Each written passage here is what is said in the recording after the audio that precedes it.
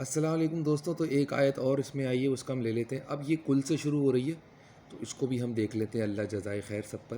کل من یرزقکم, کہہ دیجئے. کل میں مطلب یہی آ رہا ہے کہ کہہ دیجئے من یرزقکم, کہ کیا کہہ دیں بھائی؟ من, کون کون تمہیں رزق دیتا ہے؟ کون؟ یرزقکم, کون تمہیں رزق دیتا ہے؟ من السماء والارض, زمین اور آسمان سے.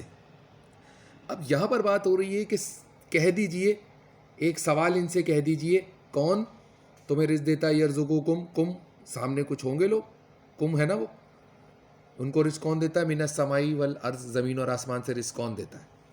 آگے بات چل رہی ہے. امن یملکو, امن یملکو ہے. اب امن یملکو, اب یہ لفظ آ رہا ہے یہاں پر, امن یملکو. اب دیکھیں آپ اس کو, اس کا مطلب ہے یا یملکو مالک, وہ کون ہے؟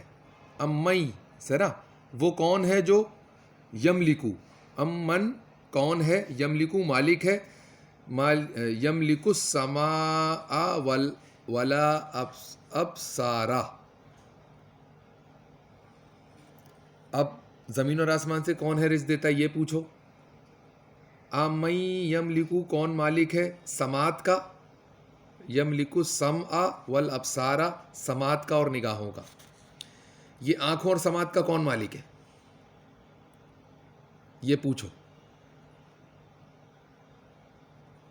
اور ومن, اور کون ہے جو یخرج الحی من المیتی, کون ہے جو نکالتا ہے حیا, یخرجو نکالنا, زندگی میں سے موت کو, مردہ کو, یعنی زندہ کو نکالتا ہے من المیتی, موت سے, مردہ سے. وَيَخْرِجُ, اور نکالتا ہے یخرج المیتا, پھر میتا, من الحی, اور مردے کو زندہ کرنے کی بات کر رہے ہیں.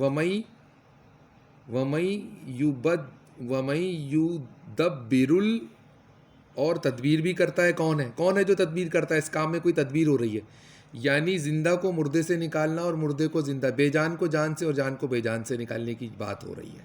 ٹھیک ہے, اور یہ تدبیر اور کون کرتا ہے تدبیر؟ تدبیر الامر فسیقولون, اب یہ تدبیر کون کرتا ہے یہ بھی پوچھو. اب جب یہ بات آپ نے پوچھی کہ یہ تدبیر کون کرتا ہے, الامر, تمام کاموں کی, دیکھیں نا, یدبر الامر, امرا صحیح ہے. اب ان تمام کاموں کی, امرا کاموں کو کہتے ہیں, تمام کام. اب فسیقولون, اس کا مطلب ہے تو ضرور کہیں گے. کیا کہیں گے؟ کیا کہیں گے؟ فسیقولون, آگے لکھا ہے اللہ, اللہ, اللہ کا نام آئے گا, اور اللہ تو کہیں گے اللہ. تو فقل, کہہ دیجئے, افلا تتقون, تو کل کہہ دیجئے افلا تتقون, تو تم اللہ سے کیوں نہیں ڈرتے؟ اللہ سے کیوں نہیں ڈرتے جب یہ سارے کام اللہ ہی کر رہا ہے؟ اب اس چیپٹر پہ پیچھے آ کے اگر آپ دیکھیں گے کہ پہلے کہا کہ کون ہے پوچھو, رزق آسمانوں سے جو تمہیں دے رہا ہے, اور کون ہے مالک سماعت اور عرض کا, یعنی یہ جو ہماری دیکھنے کی طاقت ہے اور سننے کی طاقت ہے, اس کا کوئی مالک ہے. آپ سمجھ گئے, یہ چیزیں ہمیں کہیں سے ملی ہیں, یہاں یہ چیزیں ہمیں کہیں سے ملی ہیں, اس کا کوئی مالک ہے. بنا بیچے یہ چیزیں ہم نے خریدی تو نہیں ہیں, یہ چیزیں ہمیں پیدائشی ملی نا, تو اس کا کوئی مالک ہے. آپ سمجھ گئے؟ تو یہ چیز وہ بول رہا ہے, قرآن میں یہی بات آ رہی ہے کہ ان سے پوچھیں. اور اس کے بعد اور کون ہے جو نکالتا ہے زندگی میت.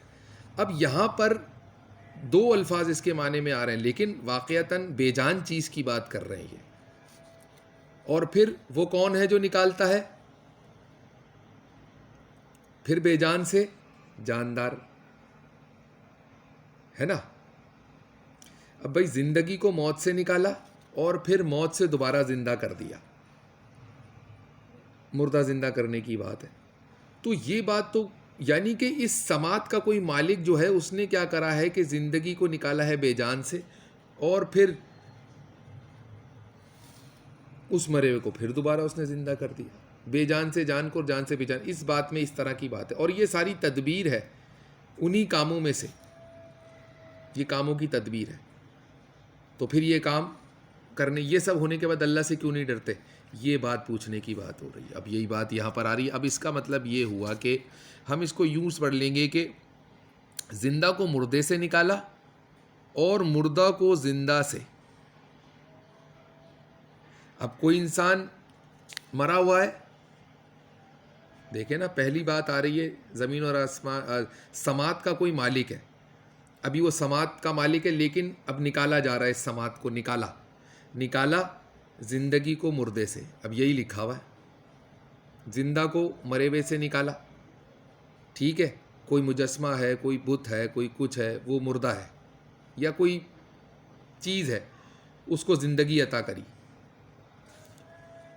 پھر یخرج المیت من الحی، اور پھر مردے کو زندہ سے.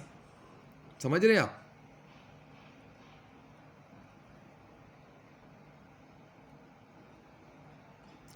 اب پھر پہلے زندہ ہوا ہے، پہلی بات میں زندہ ہوا ہے، دوسری آیت میں پھر بے جان ہو گیا.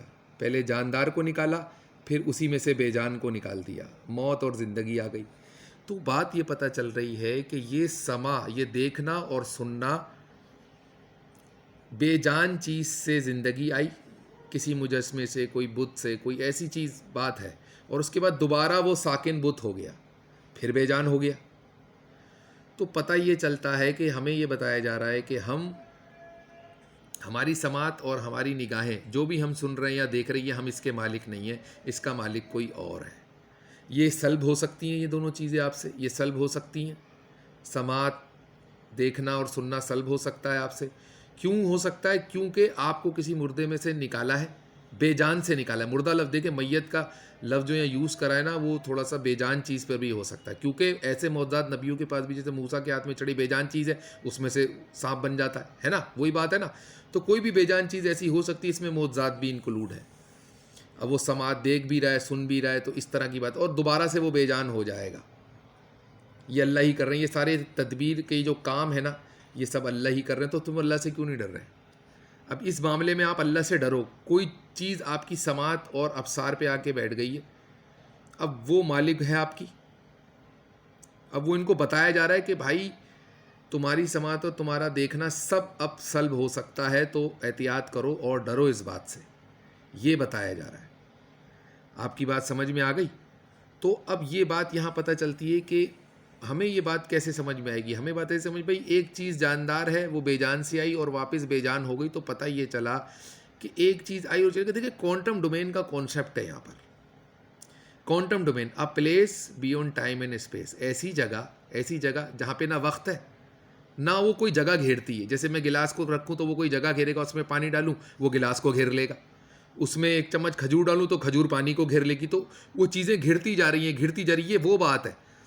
والیوم گھرتا جا رہا ہے، ایک چیز والیوم گھیر رہی ہے، پھر وہ ایک اور والیوم گھیر رہی ہے، پھر وہ ایک والیوم گھیر رہی ہے، گھیرے ہی جا رہی ہے والیوم. تو کیا ہوگا وہ ایک جگہ پوری جب بھر جائے گی تو پھر کیا ہوگا کہ وہ پھر جگہ ہی نہیں بچے گی. لیکن کوانٹم اسپیس میں ایسا نہیں ہوتا. اب والیوم پورے کا پورا بھر گیا اور ٹائم، اور لازمی بات ہے ان چیزوں کو ٹائم بھی چاہیے. وہ کسی ٹائم لیپس کے اوپر ہی، گلاس میں نے رکھا کوئی وقت ہوگا، گلاس اٹھاؤں گا کوئی وقت ہوگا، جیسے ہی میں نے رکھا اس نے جگہ گھیری کوئی وقت ہے، تو وقت آیا تو پھر میں نے والیوم گھیرا نا، ٹائم ان اسپیس آ گیا نا.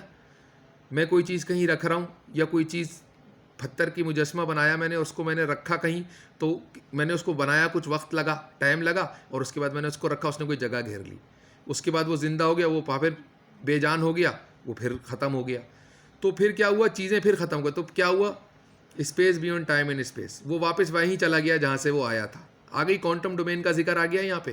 یہ کہہ رہے کوانٹم ڈومین سے ہی آئے ہو، کوانٹم ڈومین میں ہی چلے جاؤ گے. اور اس کے بعد تمہاری یہ سماعت اور ابصار اس کا مالک کوئی اور ہے. یہ تمہارا نہیں ہے، کھیل کھلونے ہیں بھائی. تمہارے کو صرف تم کٹ پتلی ہو. تم جو دیکھ رہے ہو، جو تم سن رہے ہو، وہ سن تو رہے ہو، لیکن اس کا مالک کوئی اور ہے. تو یہ ایک کوانٹم ڈومین کا کانسیپٹ یہاں پر آ رہا ہے. کیوں؟ جب والیوم اور ٹائم ہی ختم ہو جائے، ایک چیز بے جان ہو گئی، اب نہ وہ والیوم ہے نہ وہ ٹائم ہے. روئی کی گالے بن گیا، مٹی ہو جائے گا، کوئی ختم ہو جائے گا یا بے جان ہو جائے گا، تو پھر تو وہ ہوا میں اڑ جائے گا، ختم ہو جائے گا. اس کا تو بالکل ہی زائل ہو گیا نا، وہ ضائع ہو گیا. جب کوئی چیز ریزہ ریزہ ہو جاتی ہے، جسے ہم دیکھ نہیں سکتے، بہت باریک ہو جائے، اور پھر اس کے بعد جس کا والیوم نہ کیلکولیٹ کر سکیں، نہ ہی اتنا ہلکا ہے کہ نہ اس کا کوئی ٹائم ہے نہ کوئی اس کی وقت ہے، اس کے گرنے اٹھنے کا کوئی وقت ہی تعین نہیں ہو سکتا، تو وہ پھر اتنا باریک ہو گیا کہ پوری دنیا ایک ہاتھ میں، ایک بال کے برابر کسی چیز میں کوئی دنیا سما گئی ہے. یعنی ایک بہت سی چھوٹی چیز میں پوری کائنات جم گئی. کوانٹم ڈومین میں ایک ہاتھ میں لے کے پوری دنیا کو دیکھ سکتا ہوں، اتنی چھوٹی ہو گئی کوئی چیز، ریزہ ریزہ ہو گئی. بالکل کوانٹم ڈومین کی کہانی آ گئی، ایٹمک دنیا آ گئی، سائنس کا فیکٹر آ گیا. بہت کوئی چیز جائنٹ سے بالکل باریکی میں چلی گئی. اب اس کے ذریعے سے دنیا کو حکومت کرنا یا اس کو چلانا بہت آسان ہو گیا. یہ کوانٹم ڈومین ہے، اور یہی چیز ہو رہی ہے. ایٹمک دنیا ہو گئی، باریکی میں چلی گئی.